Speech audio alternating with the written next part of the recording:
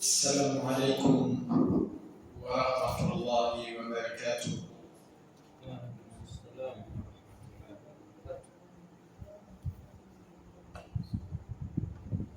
إن الحمد لله نحمده ونستعينه ونستغفره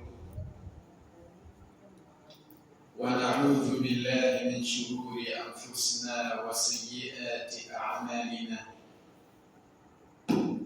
من يهده الله فلا مضل له ومن يضلل فلا هادي له، وأشهد أن لا إله إلا الله وحده لا شريك له، وأشهد أن محمدا عبده ورسوله صلى الله عليه وآله وصحبه ومن تبعهم بإحسان إلى يوم الدين وبعد. Ni siku nyingine kwa taufiki ya Allah subhanahu wa ta'ala tunakutana katika darsa zetu, na leo tuna kitabu Sifatu salati nabii sallallahu alayhi wa sallam min at-takbiri ila at-taslimi kaannaka taraha. Tumeeleza mara nyingi kuhusiana na mwandishi wa kitabu hichi kwamba ni al-allama al-sheikh al-muhaddith al-faqih Muhammad Nasiruddin al-Albani rahimahullah, na kuna wanawachuoni waliotokea wakafafanua kitabu hichi au wakakisherehesha, ikiwemo Dr. Bazmul hafidhahullah ta'ala. Kuhusiana na fasli ya leo, tunaingia katika fasli semayo qira'atuhu sallallahu alayhi wa sallam ba'da al-fatihati. Qira'atuhu sallallahu alayhi wa sallam ba'da al-fatihati, kusoma kwake au kisomo chake Mtume sallallahu alayhi wasallam baada ya kusoma suratul Fatiha, yani kile ambacho Mtume sallallahu alayhi wasallam alikuwa anakisoma baada ya kusoma suratul Fatiha. Asema al-Albani, ثم كان صلى الله عليه وسلم يقرأ بعد الفاتحة سورة غيرها. Kisha alikuwa Mtume sallallahu alayhi wasallam akisoma baada ya al-Fatiha sura nyingine isiyokuwa hiyo suratul Fatiha. Wakana yutiluha ahyana, na alikuwa akirefusha sura hiyo ambayo alikuwa anaisoma baada ya kusoma suratul Fatiha. Wakati mwingine alikuwa akirefusha. Tamam.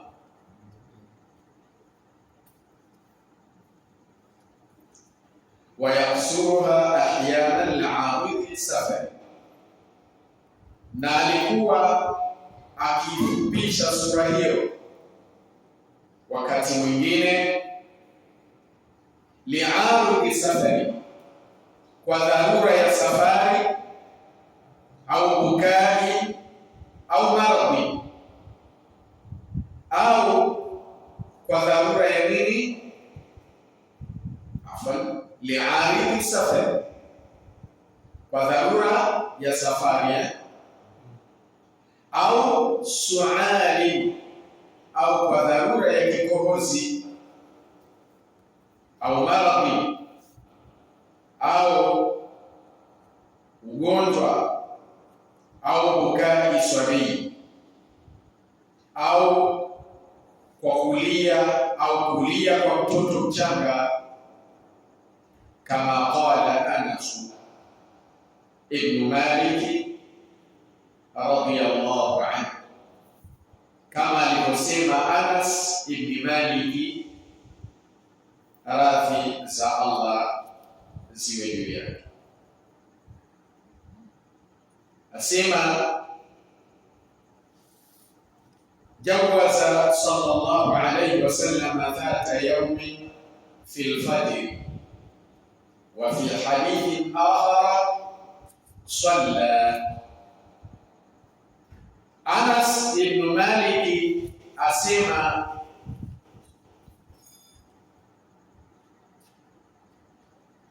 siku moja Mtume sallallahu alayhi wasallam alifupisha swala. Siku moja Mtume sallallahu alayhi wasallam alifupisha, au swala moja Mtume sallallahu alayhi wasallam alifupisha katika alfajr. Imekaa vizuri. Siku moja Mtume sallallahu alayhi wasallam alifupisha swala ya alfajr. Wa fi hadithi akhar, na katika hadithi nyingine imesema swalla, aliswali, bimaana siku moja Mtume sallallahu alayhi wasallam aliswali salatu al-fajr, swalla subha faqara bi aqsari suratayn fi al-Qur'an. Siku moja Mtume sallallahu alayhi wasallam aliswali swala ya as-subhi au swala ya al-fajr, faqara bi aqsari suratayn fi al-Qur'an, akasoma kwa sura mbili fupi zaidi katika Qur'ani. Sawa, kama tujuavyo swalatul fajr ina rakaa mbili, na katika kila rakaa husoma suratul Fatiha na sura nyingine. Kwa hivyo siku moja Mtume sallallahu alayhi wasallam katika swala ya al-fajr au salatu subh alifupisha swala ile kwa kusoma sura mbili ambazo ni fupi. Faqila ya Rasulullah, ikasema, yani akaulizwa Mtume wa Allah, ya Rasulullah, ewe Mtume wa Mwenyezi Mungu, lima jawazta, kwa nini umefupisha? Maana inaonekana ada yake ilikuwa anarefusha swala ya alfajr. Sasa hii swala ya alfajr ameifupisha kwa kusoma sura mbili ambazo ni fupi fupi katika swala hii ya alfajr. Qala, akasema, sami'tu bukaa swabii, nilisikia kilio cha mtoto mchanga. Sami'tu bukaa swabii, nilisikia kilio cha mtoto mchanga. Fadhanantu anna ummahu ma'ana tusalli, nikadhania kuwa mama yake anaswali pamoja nasi. Faaradtu an ufriha lahu ummahu, kwa hivyo nikataka kumtayarisha, yani kumrejesha haraka mama yake kwa ajili yake, ende akahudumie mtoto. Sawa. Wakana, na alikuwa yaqul, akisema, inni la adkhulu fi salati wa ana uridu italataha fa asma'u bukaa as-sabiy. Alikuwa akisema Rasulullah sallallahu alaihi wasallam, hakika mimi kuingia katika swala nikiwa nataka kuirefusha, wa ana uridu italataha, nikiwa nataka kuirefusha hiyo swala, fa asma'u bukaa as-sabiy, kisha husikia kilio cha mtoto mchanga,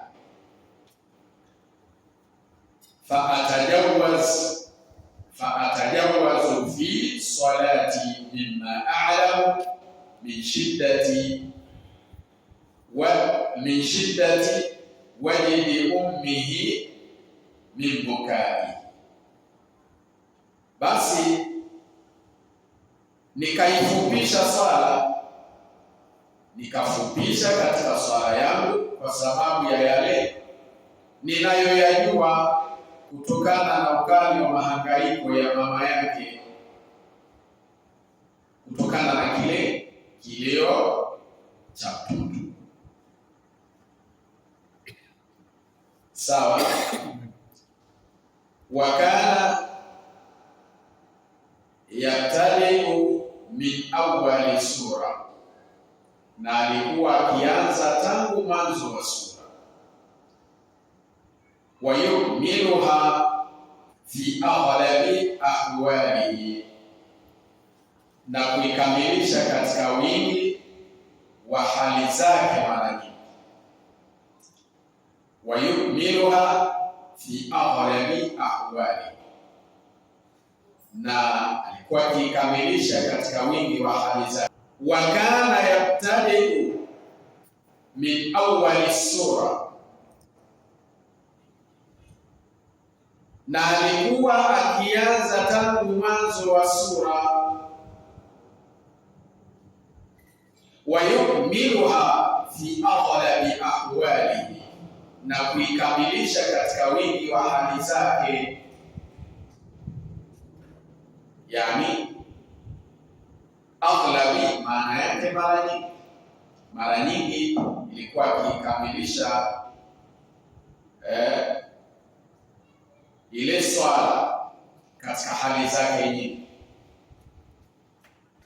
Wayaqulu, na alikuwa akisema u'tu kulla suratin haddaha min ar-ruku'i, ipeni kila sura fungu lake, yani haki yake, la rukuu wa sujudi na sujud. Wa fi lafdhi, na katika tamko nyingine alikuwa akisema likulli suratin rakaa, kila sura ina rakaa yake, yani isome katika rakaa moja. Kila sura ina rakaa yake, kwa maana ile sura au ile rakaa isome sura maalum. Sawa. Wa kana taratan yaqsimuha fi rak'atayn, na alikuwa wakati mwingine akigawanya sura moja katika rakaa mbili. Katika hali ya kawaida, mara nyingi Mtume sallallahu alaihi wasallam au aghlab, mara nyingi Mtume sallallahu alaihi wasallam ilikuwa anaianza sura mwanzoni na anaikamilisha kwenye rakaa moja. Sawa. Na ndio maana akasema au alikuwa akisema u'tu kulla suratin haddaha min ar-ruku'i was-sujud, ipeni kila sura haki yake, fungu lake la rukuu na sujud.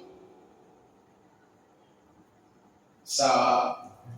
Lakini kuna wakati Mtume sallallahu alaihi wasallam alikuwa akigawa sura katika rakaa mbili, kama anasoma mfano suratul Nabai